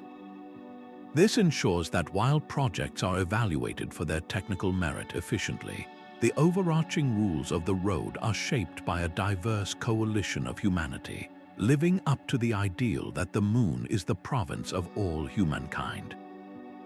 Preparing for this future isn't just an administrative task. It's a profound opportunity to build a more equitable and collaborative system for governing our shared destiny in space than any we have ever built on Earth. Yet beneath all these technical standards and legal frameworks lies a far more profound question, one that gets to the very heart of why we are going to the moon in the first place. Lunar bureaucracy isn't just a dry system of permits and protocols. It is the practical manifestation of our collective values, the mechanism through which we decide whether our future in space will be a story of narrow self-interest or one of shared human progress. The ethical considerations of fairness and equity are not an afterthought. They are the essential compass that must guide every approval, every regulation, and every handshake agreement, ensuring that the immense benefits of lunar development uplift all of humanity, not just a privileged few with the resources to get there first. One of the most pressing ethical dangers is the resurgence of a cutthroat space race mentality, where nations and corporations prioritize being first at any cost, potentially leading to conflict, wasteful duplication of effort, and the reckless degradation of the lunar environment. The original Cold War space race yielded incredible technological achievements, but it was fundamentally driven by competition and national prestige. Today, we have a chance to write a different story. The bureaucratic process, with its requirements for transparency and international consultation, acts as a crucial counterweight to this winner-take-all instinct. By forcing entities to disclose their plans and consider the interests of others, it fosters a culture of cooperation over confrontation. An approval isn't just a green light, it's a responsibility to act as a steward, not a conqueror. This shift from a race to a shared journey is perhaps the most important ethical transition we can make, and it is being encoded into the very paperwork required to launch. This leads directly to the monumental ethical challenge of resource equity. The water ice frozen in permanently shadowed craters at the lunar poles isn't just water. It is the key to life support, breathable air, and rocket fuel. It is quite literally the currency of survival and mobility in space. The current legal framework, which allows extraction but prohibits territorial claims, creates a paradox. In theory, it prevents any single entity from owning the well, but in practice, it could allow the first arrivals to effectively control it by establishing massive, permanent operations that dominate the best real estate. This risks creating an off-world version of the economic inequalities that plague Earth, where a lunar haves and have-nots divide emerges. The ethical response, actively being debated within bureaucratic circles, is to develop proactive mechanisms for benefit sharing. This could take the form of an international fund, supported by a small percentage of revenue from commercial lunar activities, which is then used to finance science missions, infrastructure, or educational programs for developing nations. It's the idea that even if you can't physically go to the moon, your country should still derive some benefit from its development, ensuring that space truly becomes a province of all mankind. Furthermore, the moon holds irreplaceable cultural heritage that belongs to every person on Earth. The Apollo landing sites are not American artifacts. They are the archaeological remnants of humanity's first steps on another world. They are our collective birthright as a spacefaring species. The ethical imperative to protect these sites from accidental or intentional damage is now a formal part of the bureaucratic process. Guidelines from the International Astronomical Union, along with NASA's own recommendations, urge mission planners to establish wide berths around these areas. But this concept of heritage is also expanding to be more inclusive. As more nations land on the moon, their sites will also become historically significant. The bureaucratic system must evolve to protect China's Chang landing sites or India's Chandrayaan-3 Vikram lander with the same reverence as the Apollo modules, acknowledging that humanity's journey to the stars is a story written by many authors. This isn't just about preserving old hardware, it's about honoring our shared history and ensuring that future generations can learn from these sacred sites.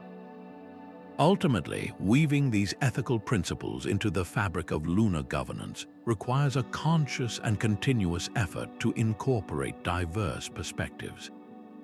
If the rules for the moon are written only by the wealthiest nations and the most powerful corporations, they will inevitably reflect the biases and power structures of Earth. The bureaucratic process must actively create space for voices from the global South, from indigenous communities with deep connections to the sky, and from emerging space nations. Their insights are not merely symbolic, they are essential for identifying blind spots and crafting regulations that are truly just and sustainable for the long term. This means holding international meetings at accessible times for all time zones, providing translation services, and funding the participation of delegates from developing countries.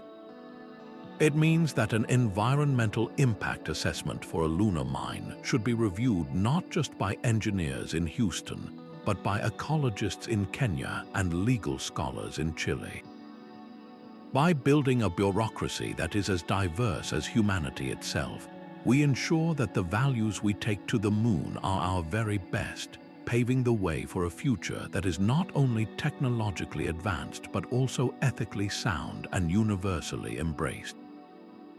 It might seem that the complex world of lunar governance is an exclusive domain reserved for rocket scientists, corporate lawyers, and government diplomats in closed-door meetings. But in a fascinating and powerful twist, the most important voice in this entire process could actually be yours.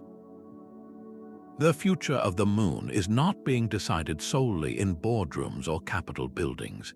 It is increasingly being shaped in town halls, on social media platforms, and through the determined efforts of ordinary citizens who believe that humanity's next chapter should be written by everyone. This is the democratization of space, a movement that ensures lunar bureaucracy remains accountable to the people it ultimately serves, weaving public values directly into the fabric of our off-world regulations. One of the most direct and traditional avenues for this influence is the public comment period. When a national agency like NASA or the Federal Aviation Administration drafts a new policy or proposes a major mission, they are often legally required to publish these plans and invite feedback from the general public. This isn't just a symbolic gesture. These comment dockets are meticulously reviewed, and substantive, well-argued submissions can and do lead to tangible changes. For instance, when concerns were raised about the potential for SpaceX's Starlink satellite constellation to create light pollution that would hinder astronomical observations, the public outcry and subsequent comments pushed the company to develop and test darkening coatings on their satellites. This model is now being directly applied to the moon. As agencies draft new rules for lunar landers or environmental standards, public comments advocating for stricter protections for the pristine lunar environment or for greater transparency in operations can significantly alter the final regulations, ensuring they reflect a broader set of priorities than just technical feasibility or economic gain. Beyond these formal processes, grassroots advocacy campaigns have proven to be remarkably effective in shifting the entire conversation around space. The issue of orbital space debris, or space junk, is a perfect example. For decades, it was a problem discussed mainly by specialists. Then, through documentaries, media campaigns, and the work of non-profits, the public became aware of the danger that a cascading field of debris could render entire orbits unusable, trapping us on Earth. This growing public awareness created political pressure that led to concrete action, including new international guidelines and national regulations requiring companies to have plans to deorbit their satellites. This successful model is now being applied directly to lunar concerns. Advocacy groups are now running campaigns focused on lunar sustainability, raising public awareness about the risks of contaminating the moon's unique scientific record or cluttering the lunar surface with abandoned hardware. This bottom-up pressure is a powerful force, compelling lawmakers and regulators to prioritize long-term responsibility over short-term convenience. The digital age has supercharged this ability for public engagement, breaking down the barriers that once kept space policy locked away in elite institutions. Social media platforms allow for the rapid organization of global campaigns, enabling people from all over the world to collectively urge for greater transparency in international agreements like the Artemis Accords. A viral post explaining a complex legal issue can educate millions in a day, creating an informed citizenry that can then demand better from its leaders. Furthermore, citizen science projects are creating a new class of engaged stakeholders. Platforms like CosmoQuest invite amateurs to help map the lunar surface from satellite imagery, directly contributing to the scientific understanding that informs landing site decisions. When thousands of people have personally helped chart a crater, they develop a vested interest in seeing it protected. This transforms the public from passive observers into active participants, generating a wave of informed advocacy that regulators simply cannot ignore. This entire movement is about more than just giving people a say. It is about the fundamental legitimacy of the entire lunar enterprise. If the rules for governing the moon are crafted solely by a small group of powerful nations and corporations behind closed doors, the resulting system will always be viewed with suspicion by the rest of the world. It would be seen as an extension of terrestrial inequality into the cosmos.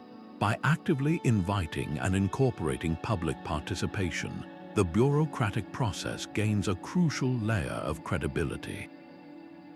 It demonstrates that the goal is not just to build on the moon, but to build a future that the majority of humanity actually wants, one that is sustainable, peaceful, and inclusive. This broad-based engagement is the best guarantee that the giant leap for mankind will truly be taken by all of mankind, ensuring that the story of our expansion into the solar system is one we can all be proud to tell. Imagine trying to build a house where every single nail, pipe, and wire came from a different country with its own unique sizing and threading. The project would descend into chaos before the foundation was even poured. Now scale that problem up to the moon, where the components are multi-million-dollar habitat modules, rovers, and life support systems arriving from dozens of different nations and private companies. Without a universal set of rules governing how these pieces physically and digitally connect, our lunar ambitions would collapse under the weight of their own incompatibility. This is why technological standards are not just an engineering concern. They are the absolute bedrock of the entire lunar bureaucratic approval process, a non-negotiable requirement that transforms a potential tower of digital and mechanical Babel into a harmonious, functioning whole. The scope of these standards is breathtakingly comprehensive, governing every conceivable interaction between machines and humans on the lunar surface. At the most fundamental level, they dictate the very language of communication. The Consultative Committee for Space Data Systems, or CCSDS, acts as a global linguistic council for space, developing the protocols that ensure a Japanese rover can understand and respond to a command signal sent from a European orbiter. This isn't just about speaking the same language, It's about using the same grammar, syntax, and vocabulary. They establish packet structures for data, defining how information is packaged, addressed, and sent across the vast distance to ensure it arrives intact and can be decoded by anyone in the network. Without these universal communication standards, every mission would operate on a private, encrypted channel, creating a chaotic and dangerous environment where no one can talk to each other or coordinate movements, turning the lunar South Pole into a celestial version of a congested intersection without traffic lights or road signs. Beyond the digital realm, standards get intensely physical. Think about docking mechanisms, the complex, choreographed handshake between a crewed lander and a habitat module. Groups like the International Organization for Standardization, through its Technical Committee for Space Systems and Operations, work to create common interface designs. This means specifying the exact dimensions, latching mechanisms, and seal types for docking ports, so that a module built by Northrop Grumman in the United States can successfully and safely attach to a node provided by Thales Alenia Space in Italy. The same applies to power systems. Standards dictate the voltage, amperage, and even the physical shape of the connectors. You can't have a situation where an astronaut desperately needs to plug in a critical piece of scientific equipment only to find the plug doesn't fit the outlet, or worse, that connecting it would cause a power surge that fries the entire base's grid. These specifications eliminate catastrophic incompatibility before it can ever launch, ensuring that every piece of hardware sent to the moon is a plug-and-play component in a larger, collaborative system. Perhaps most surprisingly, standards are already reaching into the very materials we will use to build with the moon itself. As we move toward 3D printing habitats using local regolith, the consistency of that processed material becomes critical. Standards committees are beginning to define the required compressive strength, radiation shielding properties, and thermal tolerance for printed lunar concrete. This ensures that a wall printed by a robot from one company will be just as strong and reliable as a wall printed by a competitor, allowing for safe and predictable construction.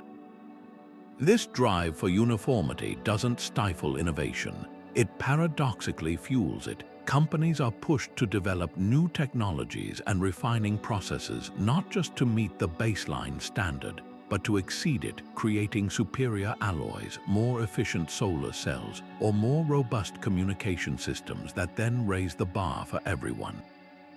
The standard becomes a moving target of excellence, fostering a healthy competition that benefits the entire ecosystem of lunar development. For any entity seeking approval to operate on the moon, demonstrating adherence to these standards is the master key that unlocks the bureaucratic maze. A project application that can prove its systems are fully compliant with CC/SDS protocols and ISO standards presents a dramatically lower risk profile to regulators. The review process is faster and smoother because the regulators don't have to waste time evaluating a unique, proprietary system from scratch. They can simply check the box confirming it meets the pre-approved, internationally recognized benchmark.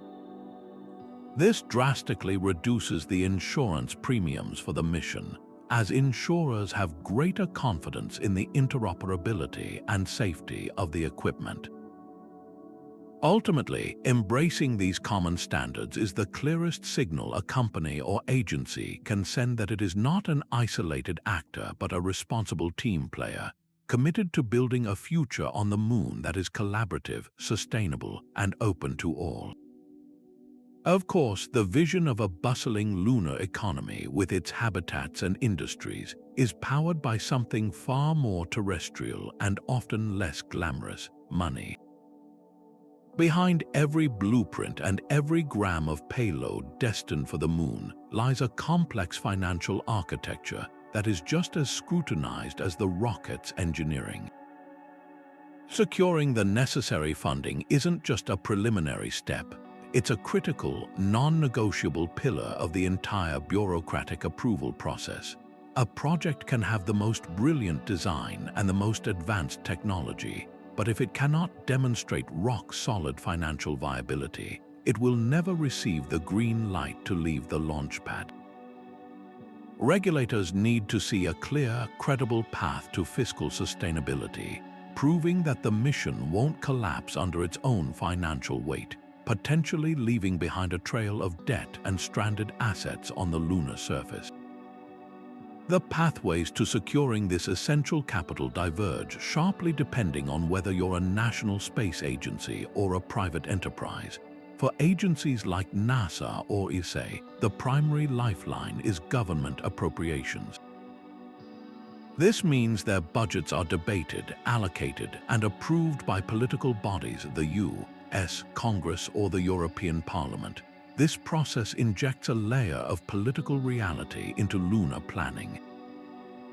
An agency's ambitious proposal for a new lunar rover must not only be scientifically sound but also politically popular, often needing to demonstrate tangible benefits to the taxpayers funding it, such as technological spin-offs or job creation in key congressional districts. This budget can be notoriously fickle, subject to the changing winds of election cycles and shifting national priorities, making long-term, multi-billion-dollar lunar projects a constant exercise in financial juggling and advocacy. Private companies, on the other hand, operate in the high-stakes arena of venture capital, private equity, and public markets. A firm like Astrobotic or Intuitive Machines isn't funded by taxpayers. It's funded by investors and lenders who are betting on the company's future profitability. This pursuit of capital brings them under the watchful eye of financial regulators like the U.S. Securities and Exchange Commission. When a space company goes public or issues corporate bonds to raise money for a lunar lander, it must provide exhaustive disclosures about the immense risks involved, from launch failures to the unresolved legalities of space resource ownership. This financial oversight ensures transparency for investors, but also creates a parallel approval process where the company must satisfy Wall Street's hunger for returns alongside Washington's demand for safety and compliance. The financial web becomes even more intricate when dealing with international collaborations, which are the backbone of most major lunar initiatives. A project like the Lunar Gateway involves NASA, ESA, JAXA, the Canadian Space Agency, and others. This isn't a simple matter of splitting a bill. It requires painstakingly negotiated agreements that dictate not just who pays for which module, but also how liability is shared if something goes wrong. What happens if a European-provided component fails and causes a delay that costs NASA money? These complex intergovernmental agreements, often years in the making, are essentially elaborate financial contracts that apportion risk and responsibility, ensuring that no single partner is left holding the bag for a multinational failure. This financial diplomacy is as crucial to a mission's success as the rocket that launches it. Ultimately, this intense focus on economics means that the lunar approval process isn't just a technical or legal checklist. It's a brutal test of a project's overall value proposition. Regulators and funders alike are forced to ask a fundamental question: is this mission worth the colossal investment? Projects that can demonstrate broad, earthly benefits like spurring advancements in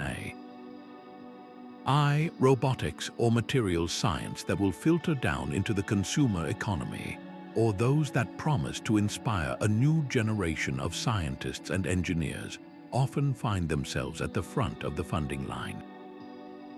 This financial dimension reveals a profound truth about our return to the moon. It is not just a scientific expedition or a flags and footprints prestige project.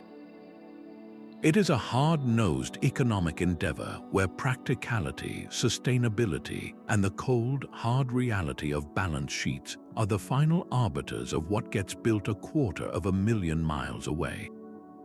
But behind every regulation, treaty, and technical standard lies the most critical component of all: the people. The entire intricate machine of lunar bureaucracy, from drafting environmental guidelines to negotiating international accords, is ultimately operated by human beings. As our ambitions on the moon expand from fleeting visits to permanent settlement, we are facing a monumental and unprecedented challenge: building an entirely new professional class equipped with the multidisciplinary expertise to manage a world. This isn't just about training more rocket scientists. It's about cultivating a generation of hybrid experts who are as comfortable quoting international treaty law as they are discussing the compressive strength of 3D printed regolith. The future of lunar governance depends not just on the rules we write, but on the people we train to interpret, enforce, and evolve them. Recognizing this urgent need, universities around the world are rapidly launching specialized academic programs designed to build this new lunar workforce. We're seeing the emergence of dedicated degrees in space law, where students delve into the nuances of the Outer Space Treaty, the Liability Convention, and the Artemis Accords, learning to navigate the legal gray areas that will define lunar commerce. But the law doesn't operate in a vacuum. These programs are increasingly interdisciplinary, requiring future space lawyers to also understand orbital mechanics, the principles of rocketry, and the basics of life support systems. You cannot effectively regulate a lunar mining operation if you don't fundamentally understand the engineering constraints and potential failure modes of the equipment being used. Similarly, engineering programs are incorporating modules on space policy and ethics, ensuring that the next generation of designers and builders is aware of the legal and moral implications of their creations from the very first sketch. This fusion of disciplines is creating a new kind of professional: the regulatory engineer, the diplomatic technologist, the policy-savvy scientist. Beyond the hallowed halls of academia, a parallel ecosystem of professional training and certification is springing up to serve those already in the industry. Organizations like the International Institute of Space Law and the Space Court Foundation offer intensive workshops, summer courses, and professional certifications for mid-career professionals looking to pivot into the space sector.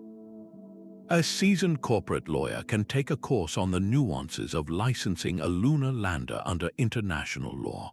A project manager from the oil and gas industry can undergo training to understand how environmental impact assessments work in the context of the moon's fragile environment.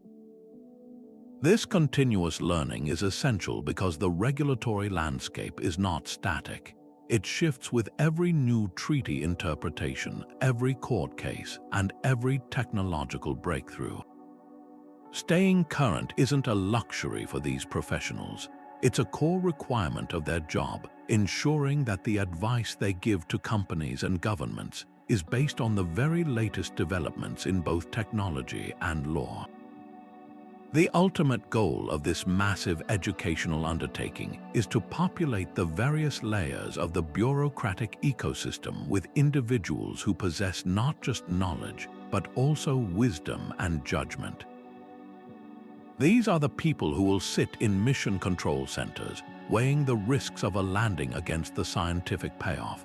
They will be the regulators at national space agencies, reviewing complex technical schematics to ensure they meet both safety standards and treaty obligations.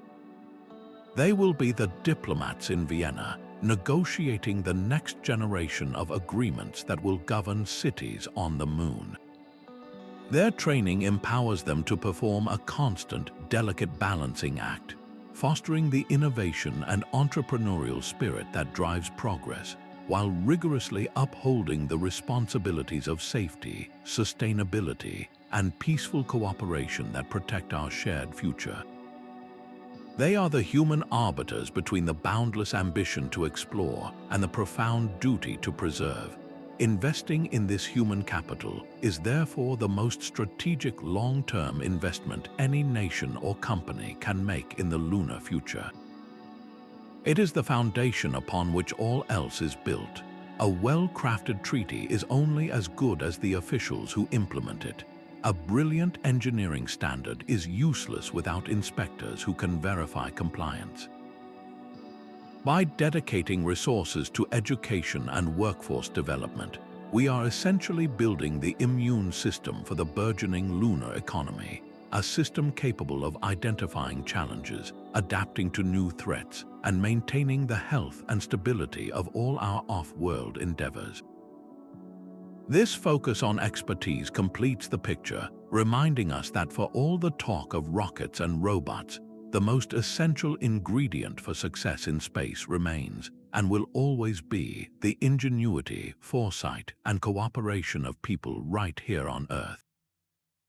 So you're inspired, you have a vision for a lunar greenhouse, a mining rover, or perhaps even a tourist habitat.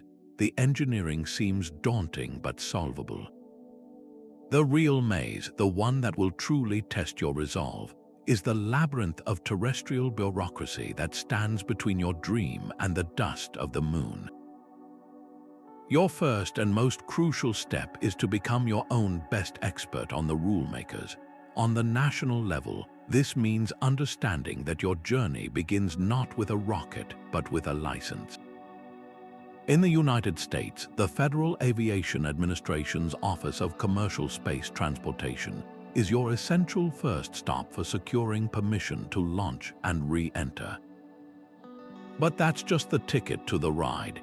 You must then engage with other agencies whose purview extends beyond our atmosphere.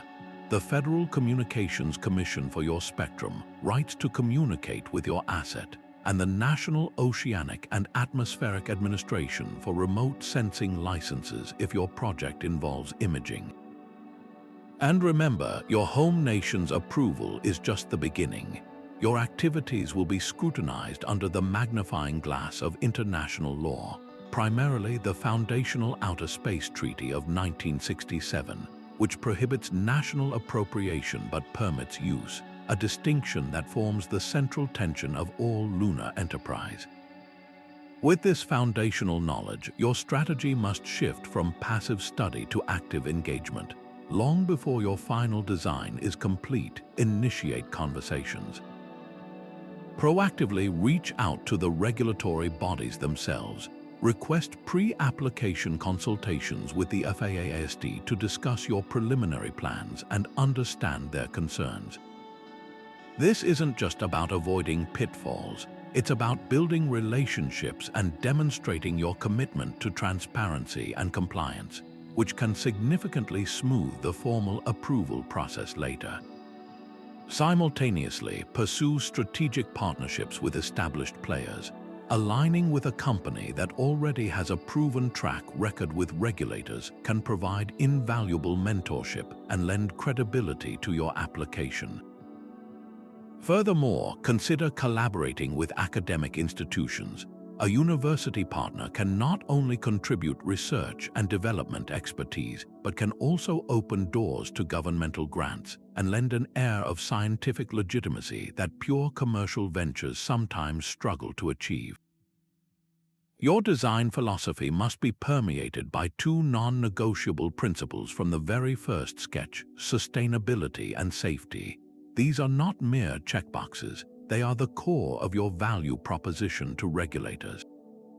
For sustainability, this means conducting a thorough environmental impact assessment that goes far beyond earthly concerns. You will need to model your spacecraft's plume effects to minimize the scouring of the pristine lunar surface and protect nearby areas of scientific interest. Your plans must detail stringent planetary protection protocols to prevent forward contamination, ensuring your hardware is assembled and sterilized to prevent Earth microbes from compromising the lunar environment. For safety, your engineering must be obsessed with redundancy and resilience. Demonstrate how your habitat will withstand not only the obvious threats like micrometeoroid impacts and extreme thermal cycles, but also how it will manage the insidious danger of radiation, including a designated storm shelter and robust protocols for solar weather events. Designing with these principles at the forefront is the most powerful way to show regulators you are a responsible steward, not a reckless adventurer.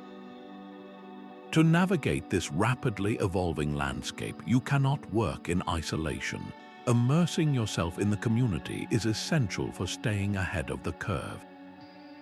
Join and actively participate in industry groups and advocacy organizations like the Space Frontier Foundation, the Moon Village Association, or the Secure World Foundation. These groups are not just for networking, they are the incubators where policy is debated and shaped. Attending their workshops and conferences gives you early insight into emerging regulatory trends and provides a neutral platform to discuss challenges with your future competitors, collaborators, and the regulators themselves. This is where you learn about the latest interoperability standards being developed by the Consultative Committee for Space Data Systems, or hear firsthand about new environmental guidelines being proposed at the United Nations. This proactive engagement transforms you from a passive subject of regulation into an active participant in the creation of the very rules you will follow. Ultimately, success will not belong to the pure engineer or the standalone lawyer. The lunar developer of the future is a hybrid, a multidisciplinary maestro who can conduct a symphony of expertise. You must cultivate a team and indeed a personal skill set that effortlessly blends the precision of aerospace engineering with the nuance of international space law and the subtle art of diplomacy. You need to be able to read a technical schematic in the morning, draft a response to a regulator's inquiry in the afternoon, and then jump on a call with an international partner in the evening to negotiate a delicate point of liability sharing. This ability to speak the language of mechanics, jurisprudence, and diplomacy fluently is your ultimate asset. It allows you to anticipate how a design change will affect your treaty compliance, or how a diplomatic agreement might open up new technical possibilities. By embracing this integrated approach, you transform the bureaucratic maze from an impassable barrier into a navigable pathway, one that leads from a dream on Earth to a reality on the Moon. Decoding the complex interplay of rules and relationships that govern lunar construction reveals a profound truth about our future in space. It will be built not by a single nation or corporation, but through a dynamic, often delicate, dance between international law, powerful national interests, groundbreaking private innovation, and deep ethical considerations. We've journeyed from the foundational principles of the 1967 Outer Space Treaty, which boldly declared the Moon a province for all humankind, to the modern, pragmatic collaboration of the Artemis Accords, which strive to turn those ideals into actionable reality. This evolution shows a global governance system in a state of rapid adaptation, stretching to keep pace with humanity's soaring extraterrestrial ambitions. It's a system where every approval for a new module or mining operation represents a careful balancing act, weighing the drive for progress against the imperative of responsibility. The key takeaways from this deep dive are more than just academic notes. They are the essential guiding lights for anyone invested in our multi-planetary future. First and foremost is the undeniable importance of collaboration. The Moon is too vast, the challenges too great, and the costs too astronomical for any one entity to go it alone. The success of endeavors like the Lunar Gateway, which seamlessly blends contributions from NASA, ESA, JAXA, and the Canadian Space Agency, proves that our brightest future lies in partnership, not in isolation.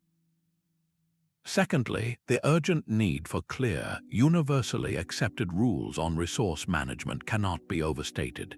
The current legal ambiguity surrounding who can use the Moon's water, ice, and minerals is the single biggest roadblock to a sustainable lunar economy. Resolving this tension between appropriation and use is the next great diplomatic hurdle we must clear.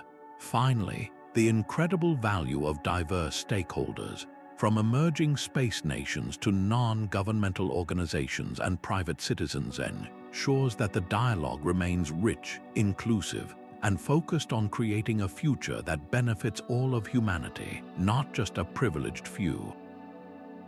As we stand on the precipice of lunar urbanization, watching rockets being tested and habitats being designed, it becomes clear that understanding this intricate bureaucracy is no longer a niche interest for lawyers and policymakers. It is a vital form of literacy for every single person who dreams of a future where humanity thrives among the stars. This isn't just about who gets to build what and where. It's about what kind of civilization we choose to become as we expand beyond our home planet. Will we repeat the conflicts and inequalities of Earth, or will we seize this unprecedented opportunity to build something better, more cooperative, and more just? The framework for that answer is being written right now in the meeting rooms of space agencies, the halls of the United Nations, and the design studios of private companies. This conversation is just beginning, and your voice is a part of it. We want to hear your thoughts on this incredible journey. What aspect of lunar governance fascinates or concerns you the most? Do you think international cooperation will hold, or will new space races emerge? Share your perspectives and questions in the comments below. Let's continue decoding the future together. And if you want to stay on the cutting edge of what's next, make sure to subscribe and hit the notification bell so you don't miss our next deep dive into the technology that is reshaping our world and beyond.